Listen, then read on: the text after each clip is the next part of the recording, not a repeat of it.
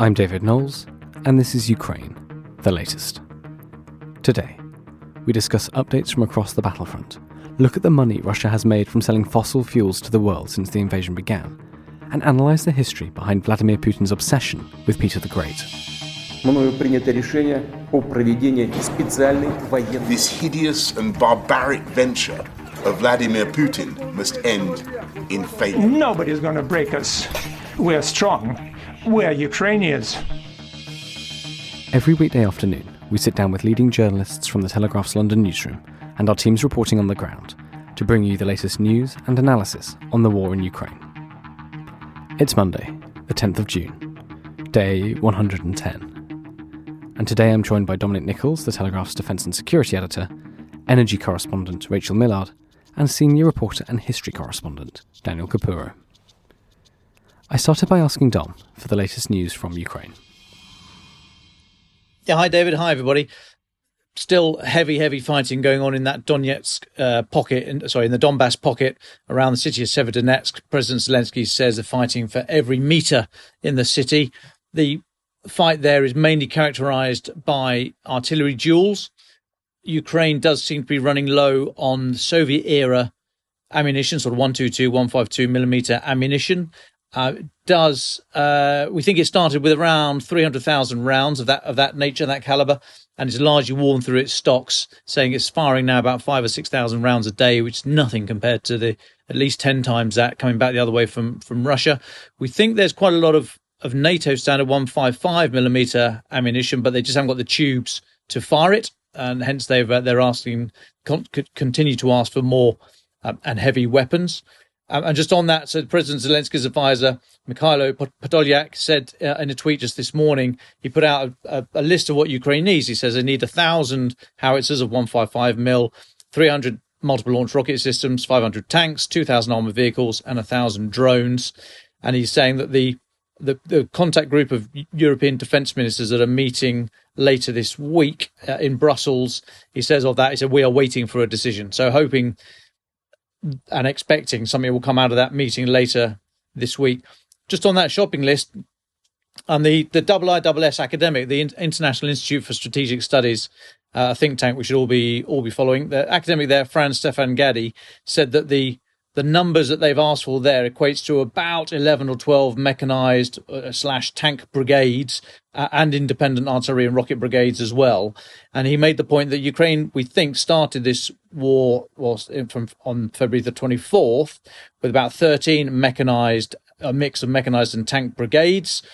And it's, in effect, what Ukraine's asking for now is to regenerate their entire ground manoeuvre force of about 54 battalions, 10 tank battalions, 44 mechanised infantry battalions.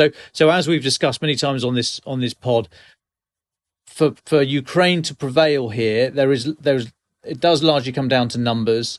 They are having to regenerate, whilst in contact with Russia, regenerate almost their entire ground force, which is a huge undertaking at the best of times, getting the equipment in, changing a lot of the systems and processes from old Soviet-era calibers to NATO standard calibers, training on those natures of equipment, and actually then getting into the fight. So a huge undertaking required there from Ukraine.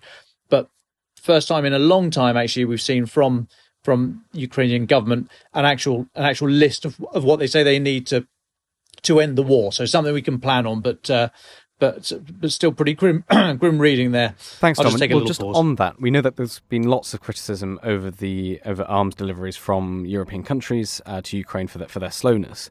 But we've heard that Germany's Chancellor Olaf Scholz might be in Kyiv later this month, as will Mario Draghi from Italy and Emmanuel Macron. Can you tell us about this? What do you make of that? Yeah, we started getting reports of this last week. They were saying that the three of them, the three leaders from France, Germany and Italy, will be visiting Kyiv before the G7 meeting at the end of this month.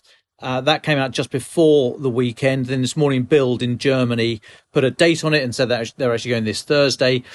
German officials have not confirmed that, but that would be very interesting. So these the three leaders of France, Germany, and Italy, all in their own way, have been criticised for being rather slow and lacklustre in their support, either politically or with military equipment, and also somewhat unwise in their continued interaction with Putin. It's good to keep the channels of communication open, but when do you start becoming part of the problem, not the solution? I think is the question many people have asked. Now, I think this is going to be really interesting. If those three leaders do go to Kyiv this week or whenever they go, are they going to take a message of out and out support and almost a kind of sorry that we've played the narrative wrong, we've played the information battle wrong, but we're with you 100%?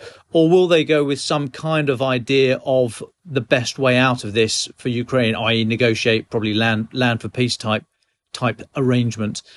I don't think there's going to be any appetite at all for that in Kyiv at the moment. And if that is the message that they take, I think that would be quite alarming and dangerous for the Western alliance. Not fundamental, but certainly not a good sign. Britain, America, the sort of northern European countries, Scandinavia, Baltic nations, Nordic nations have all been very, very resolute in their support for Ukraine, very clear-eyed about the threat, and not willing to countenance any kind of this sort of talk at all. And I just wonder if there might be a little split there, a little diplomatic split. We've asked again many times on this pod, when does healthy difference of opinion become splits in the alliance? And I think this would certainly not be a good sign if this were to be the message Macron, Scholz and Draghi take to Kyiv. I'm actually off with the Defence Secretary tomorrow. I can't say where, just ahead of the meeting for security reasons, but away for 2 days with the Defence Minister. He's meeting the other Defence Ministers of the JEF, the Joint Expeditionary Force, the 10-nation, sort of Iceland, Britain, Netherlands, Denmark, and then the Norway, Finland, Sweden, Estonia, Latvia, Lithuania. So the Northern European beer drinking club that turn up on day one, basically. So Defence Secretary is off to see his opposite numbers in the JEF. And I think that, this is going to be on the agenda. If it's not in the press conference, it will be in the Q&A straight away, because I will be there and there'll be other colleagues from across Europe, and we'll ask them these questions. And we'll be asking, what are the security guarantees that can be offered to Ukraine? What do they make of this potential diplomatic request from the three leaders? So there's going to be quite a lot of diplomacy this week at a very senior level, and we'll be reporting back as soon as we can. Rachel Millard, turning to you, there's a new report out from the Centre for Research on Energy and Clean Air, which claims that Russia has made 93 billion euros from its fossil fuel exports between February the 24th and June the 3rd. Can you talk us through the report? What did it find? Hi, thanks. Yeah, sure. So Russia has been one of the world's largest producers of oil and gas and exporters of oil and gas over the long term, and that certainly does not seem to have changed in the last few months, even as countries and companies try to sort of extricate themselves from Russia and stop doing business with it. This group, the Centre for Research on Energy and Clean Air, which is a sort of research group based in Helsinki, have dug into the figures, and they found that just in the first 100 days of the war, so from February 24th to June 3rd, Russia earned 93 billion from fossil fuel exports.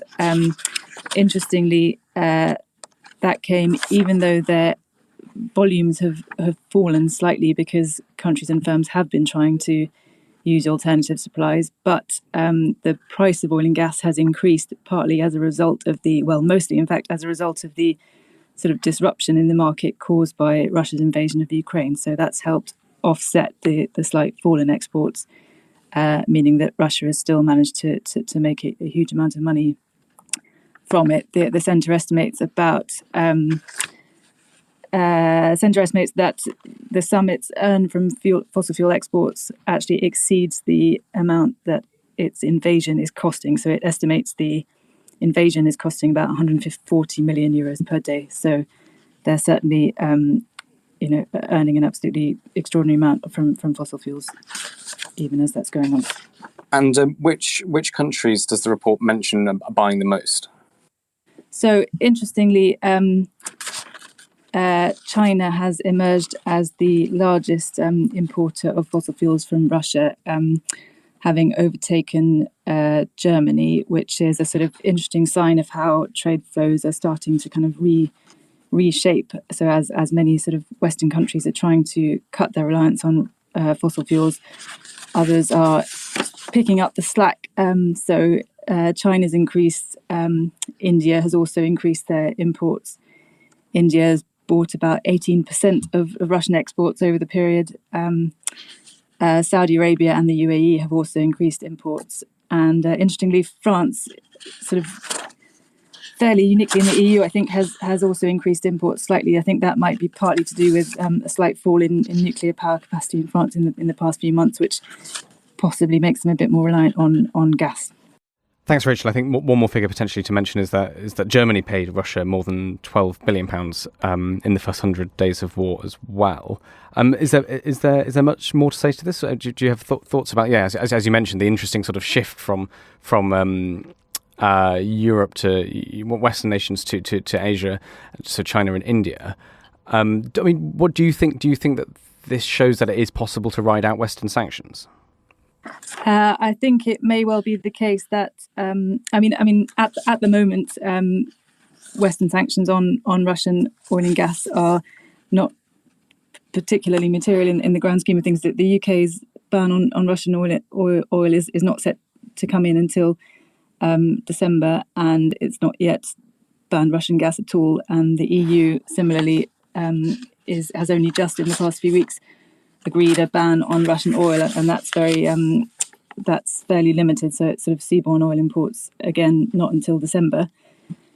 So at the moment, there simply aren't enough sanctions in place that Russia even needs to ride out. In the very long term, beyond that, I expect they will find that there's a significant, just rearrangement of the markets in which, yes, countries like China and India will probably become much more significant importers of Russian products, and Russia may well find it remains perfectly able to carry on as a major oil and gas exporter. Well, thank you very much, Rachel. Just, Dom and Daniel, listening to that, do you have any thoughts on that?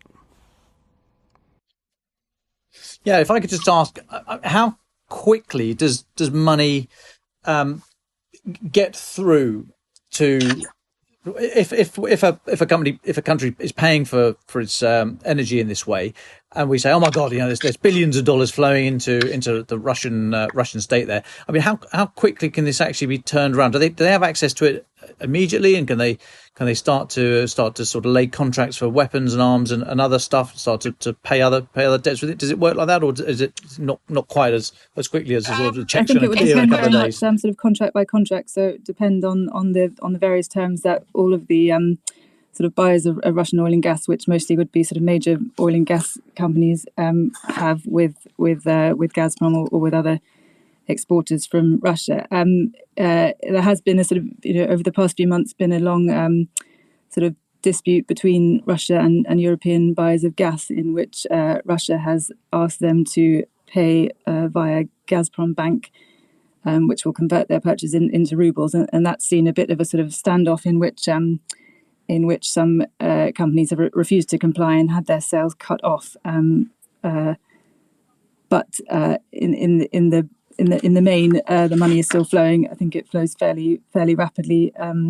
The UK has actually recently extended its own sort of waiver on sanctions against Gazprom Bank, meaning that traders in the UK can continue to send money to Gazprom Bank to make sure that gas flows can continue, as a kind of indication of how important all these gas and oil flows are to EU and as a sort of knock-on effect to the UK. So I don't know the ins and outs of all the agreements, but I think it's fairly swift.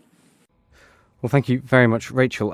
Moving on, Daniel Capurro, can I turn to you? We've heard lots of news out of the occupied regions of southeastern Ukraine. Russian news broadcasts have been on the airwaves. There are plans to introduce a Russian school curriculum.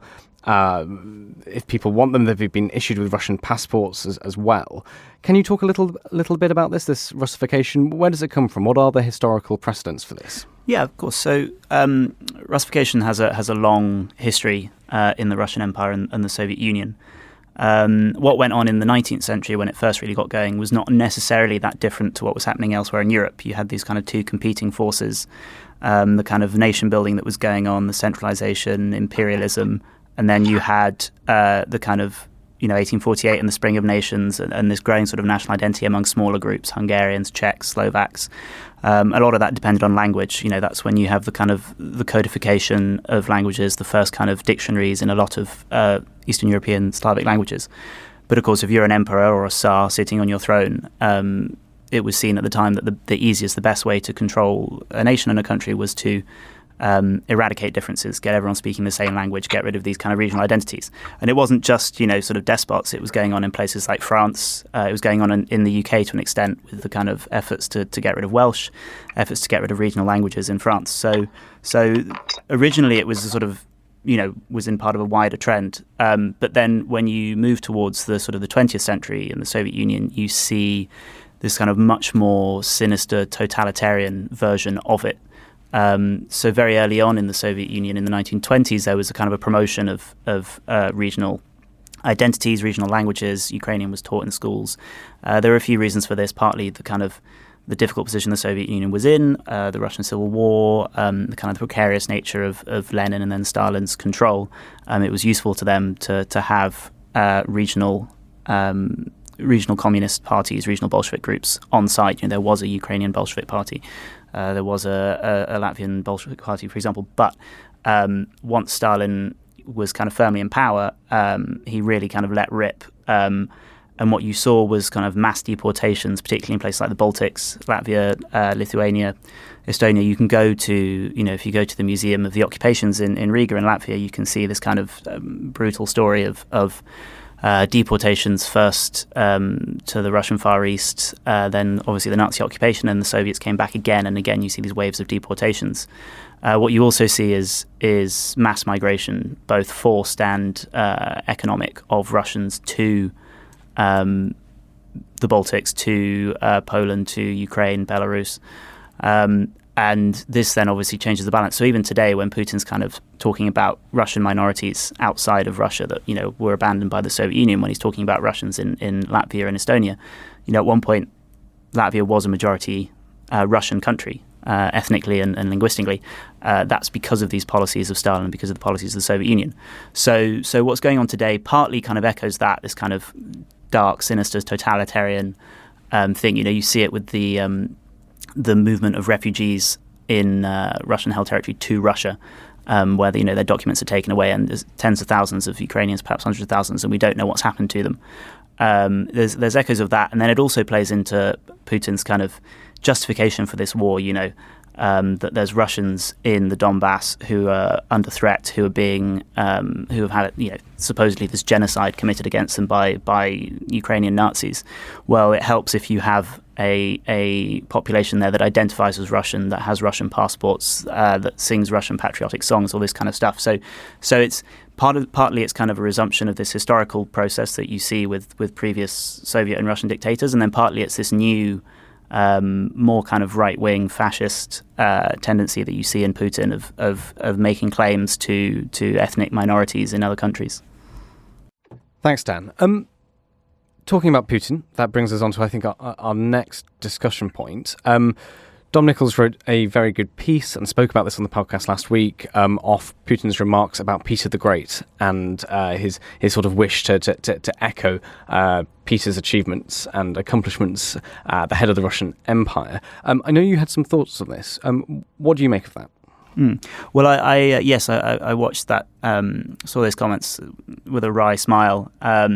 Peter the Great is this fascinating figure in Russian history, and it makes absolute sense that the current regime would try and appropriate him. Putin was speaking at the launch of an exhibition on the anniversary of Peter's reign, and he really has been kind of co-opted by the regime.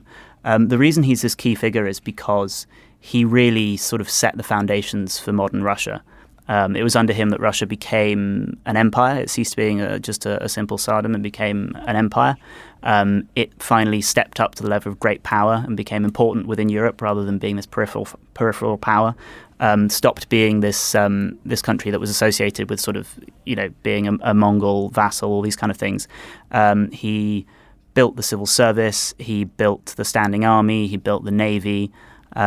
He changed the way that the aristocracy related to the Tsar, he made Russia a secular country in the sense that he placed the Tsar at the top of the church, displacing the patriarch. This proper nation building. And he was also kind of this terrible autocrat who did many horrible things. But I think where it's fascinating that Putin's kind of chosen him as this emblematic figure is that, there's this long-running tension throughout Russian history going back centuries, which is Russia an Asian country? Is it a European country, or is it something else? Is it an Asian power that should look to the continent of Asia for its expansion, for its importance, for its wealth? Or does it need to be European? Because it's always been seen as being slightly backwards. It's always been slightly economically less than Europe, slightly less advanced, slightly less sophisticated. And on one hand, you had people saying, no, well, we need to be distinct. We need to be ourselves. You had this idea of Moscow being the third Rome, that the power from Rome went to Constantinople with the fall of the Western Roman Empire, and then from Constantinople actually went to Moscow, that you can trace a line all the way back to the early church. And that, Russia should stand alone as a power. And then you had the more pragmatic Russians who said, no, we need to go to the West. And that's exactly what Peter did. He actually went on what was called the Great Embassy. He traveled around Europe for many years, sometimes in disguise. He worked as a shipbuilder, as a shipwright in Amsterdam and in Deptford in London, just down the road from where we're speaking now, where he learnt how to make ships. He was obsessed with navies, and he thought naval power was the key to being a great European power. He banned the boyars, the kind of aristocracy in Russia, for the men, from having long Asiatic beards. And if they refused to cut their beards off, he made them pay 100 ruble tax to keep their beards. He banned them from wearing Asian clothes. And of course, the crowning glory of his kind of Europeanization of Russia was St. Petersburg, the city he named ostensibly after the saint, but really after himself, which was built in a swamp on the coast of the Baltic in newly conquered lands. And this is a European city. He based it on what he learned in Amsterdam about city building. And, it's often called the Venice of the East or of the North, but it kind of looks more like Amsterdam in a sense, with all the canals. This was this kind of crowning glory, this Europeanization of Russia, this announcement that Russia was a great power. And the key moment in this, and you can see this in the wars that Peter fought, and this is what Putin was referring to, is that he did initially, this is one of these ironies, he did initially was fighting over Azov, he was fighting over what is now southeastern Ukraine, around sort of Mariupol and places, with vassals of the Ottoman Empire. And it didn't go too well. He tried to get European allies, but the Europeans weren't interested because they were busy fighting each other over the Spanish throne. And so eventually he gave up on that. He actually had to give back Azov. He had to give back Zaporizhia, another kind of oblast that's being fought over now. And he turned his attention west, and he took on the Swedish Empire, which at the time was a great power, a great military power, and fought this 21-year war that Putin refers to, the Great Northern War. Now, in Putin's speech, he's kind of, again, he was justifying his invasion of Ukraine, and he was sort of saying, well, people said it was Finno-Ugric land, that it was controlled by Sweden, that it had never been Russian. And in the same breath, he was talking about reconquering the lands. And in this, you can see, again, this kind of tension in Russian history, this paranoia of outside influence and control.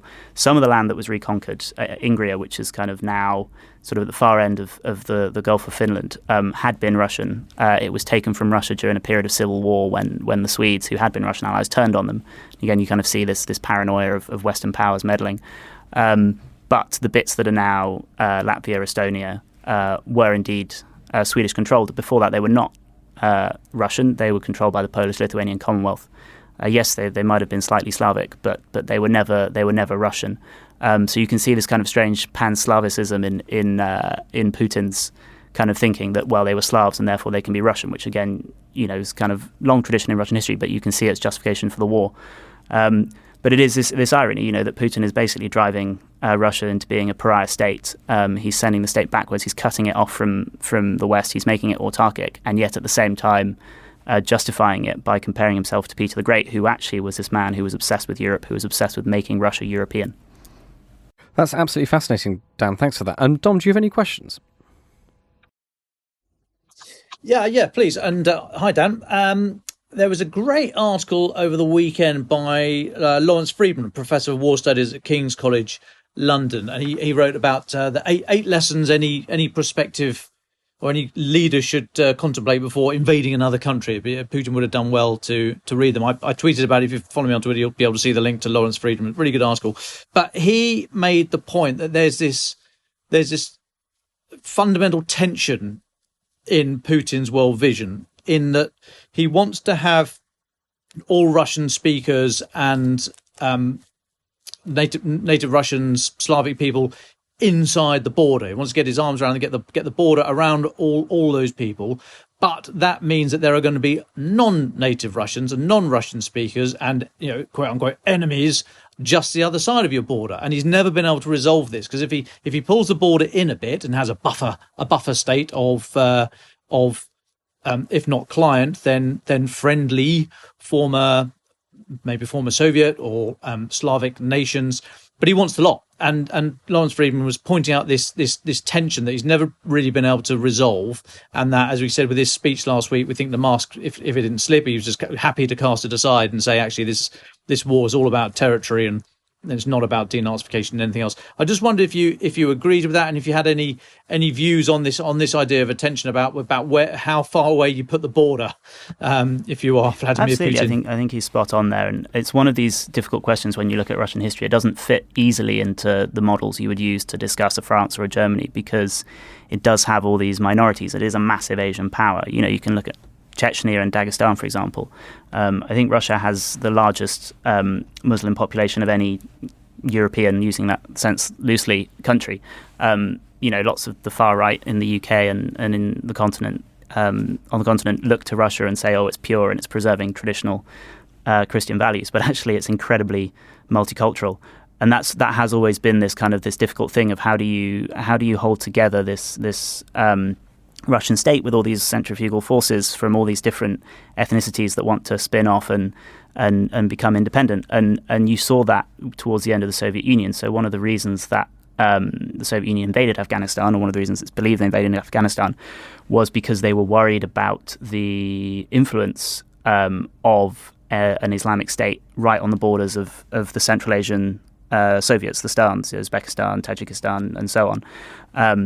And they wanted to keep a secular Marxist government in place because they were, terrified. Brezhnev was absolutely terrified of some kind of Islamic uprising in Central Asia. So that's definitely, it's always been a tension that's run through Russian history. And again, going back to this kind of Russification effort, it's that thing of let's absorb these people, but then let's make them Russian so that they can't, they don't want to rebel. They don't want to be like the Poles who are pain in the backside and keep having uprisings every 20 years. And ultimately, with Stalin, well, if we can't do that, let's just deport them to Siberia, to Central Asia, and have population transfers. I mean, that's, one of the kind of ironies of today. Crimea, the most Russian, the most pro-Russian part of Ukraine, even before the annexation, is, of course, like that because the Muslim Tatars were deported in their hundreds of thousands by Stalin. And by the time they were allowed to return, well, a lot of them had died, and a lot of them didn't want to go back. Just talking a little bit about 20th century history. Dom, you mentioned you've been sent an interesting question about grain and whether it's going to be as important as it was in World War II. What was the question? 'Cause I know, Daniel, you had some thoughts on it. Yeah, a question from a listener. Forgive me, I'll dig out the person who sent it in. But the question was, there's a lot of focus at the moment on grain exports and food exports out of Ukraine being stymied by Russia. And that's quite rightly drawing a whole lot of attention. And the question was, well, what happened in the Second World War? Surely it was just the same, if not worse then. So what was the comparable sort of experience back then? I think that's a brilliant question, a very apt one. I mean, to be, the short answer is, well, there were lots of famines, really, both during and after the war. But again, as with all of this history, there's a more sinister element to it. So the Germans, before they launched Operation Barbarossa, the Nazis drew up a plan for how the war would go, how they would fund it. And part of that was something that became known as the Hunger Plan. This was in sort of Goering's little green book at the Nuremberg trials. The idea was that as they took this Slavic land, as they took this Lebensraum, they would use the resources available, both industrial and sort of agricultural and raw materials, to fund and feed German territories. And this is one of these things that's long been studied by historians and looked at, is that actually the German home front in the Second World War, until the mass bombings by the Allies, was fairly pleasant. There weren't that many shortages of things. There was actually sort of far more substantial rationing in Britain, and this was because the Germans appropriated huge amounts of resources from Eastern Europe, and particularly from Ukraine, the breadbasket of Europe. I think Timothy Schneider, the historian, puts the figure for deaths in the Soviet Union, and obviously that includes Ukrainians, Belarusians, many others, not just Russians, at 4.2 million. There are higher figures. One of the kind of questions around this is around prisoners of war, because unlike the romantic image we have in the West of the Great Escape and everything else, when it came to Soviet prisoners of war, all prisoners of war on the Eastern Front, the Russians would just pen them up with barbed wire and leave them to die of exposure or starvation. So do you count those people as famine victims? There was huge amounts of death in the Soviet Union, specifically because Ukrainian grain was taken and stolen and taken to Germany. And more broadly, you did have famines elsewhere in the world because of the war directly or in the aftermath. Obviously, there's the Bengal famine, which is notorious, and the role, highly contentious of what Britain's role was in that. There were famines in Greece, in Austria, in Vietnam. One of the kind of other better-known famines is the Hongerwinter in the Netherlands. This is sort of a slight tangent, but a fascinating point, I think, nonetheless. Audrey Hepburn grew up in the Netherlands, and she was there during that famine, and she was a victim of malnutrition. So when she went on in the 1960s to become this icon of beauty and attractiveness, well, actually, the vision that people were admiring was the long-standing effects of malnutrition and famine in the 1940s on her. And there's lots of studies that show, kind of diabetes and lots of other terrible things that continue to affect the offspring of people who suffered from famines. I've just got one more question for you from me, Dan. There was some interesting news today from a think tank today, on Monday, that said that the global nuclear arsenal is expected to grow in the next few years. And this is the first time it's growing since the Cold War. And the risk of such weapons being used is the greatest in decades. This feels like a historical moment we should note. What would you make of it? It's a difficult one, isn't it? I mean, the Soviets and the Americans, alongside the Europeans, built up these vast arsenals, more than enough to blow up the world many, many, many times over. I think the real worry, at least later on in the Cold War, was these kind of tactical nuclear weapons. What happens in this escalation where you use supposedly a small nuclear weapon? You had these kind of dial a yield type bombs where there's effectively just a dial on the side, and you decide how strong you want it to be, whether you want to wipe out a whole city or just a barracks, really, or take out a strategic river crossing. But that was always the fear, that these would proliferate and you'd have these kind of intermediate range weapons, which also tend to have, obviously, by their nature, very short warning periods, because they're not going way up into space and coming back down. I think the question as well with sort of nuclear weapons is it stretches beyond Russia, and this was really something that Trump, for all his flaws, was engaging with when he was in power, is that most of the treaties that were signed during the Cold War, all of the treaties that were signed during the Cold War, were based on American and Soviet, later Russian arms controls, and they didn't include the Chinese. And of course, the rising nuclear power, the nuclear power that's really kind of churning out warheads at a crazy rate now is China. And so far, they've got no incentive to come to the table and to negotiate. And so, even if Moscow can be made to rein in its nuclear ambitions, the ones that it has, ones that it can afford, the elephant in the room is what's going on with Chinese nuclear weapons. Well, thank you very much, Dan. Dom, do you have any thoughts on that, or any more final questions for Dan? I'll just make the point, actually, that over the weekend just gone, the Shangri-La Dialogue, a big security conference, happened in Singapore, and the Chinese Defence Minister, General Wei Fenghu, spoke and took Q&A. Actually, did take a few questions, and he was asked some pretty pointed questions about human rights and all the rest of it. I think he dealt with it quite well in a sort of shrugging it off and ignoring it kind of way. But he was asked about the nuclear weapons and the supposed new nuclear silos being built out in the western deserts in China. And he refused to go into any numbers or any great detail, but he just reiterated their no first use policy, and said that they're only be used defensively, etc., etc.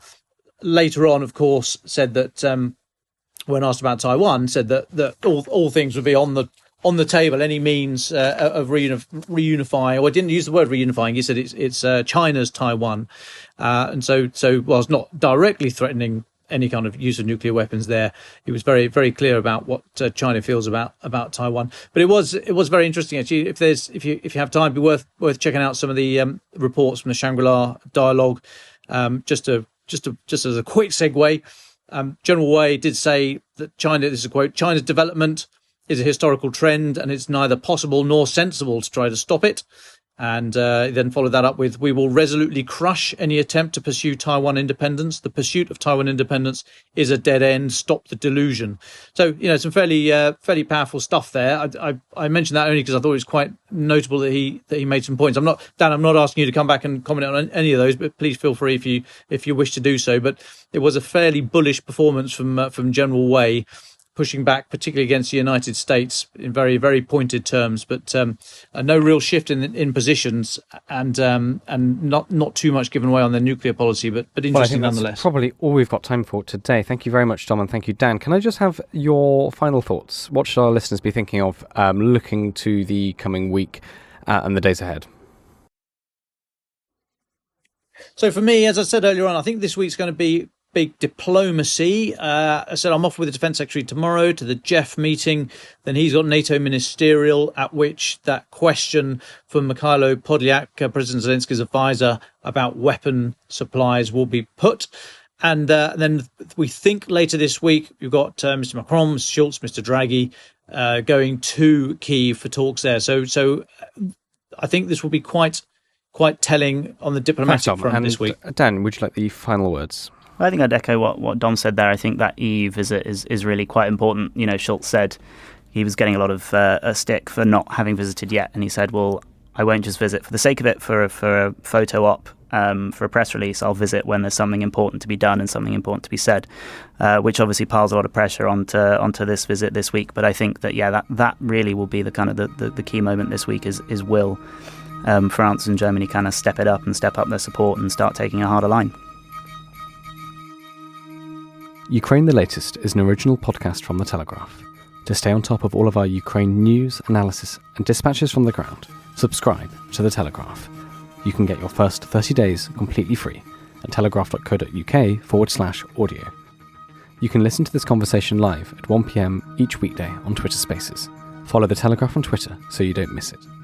If you enjoyed this podcast, please consider following Ukraine the Latest on your preferred podcast app and leave a review, as it helps others find the show. You can also get in touch directly with us by emailing podcasts@telegraph.co.uk. We do read every message. Ukraine the Latest is produced by Louisa Wells and Giles Gear, and today on Twitter, Sophie Coe.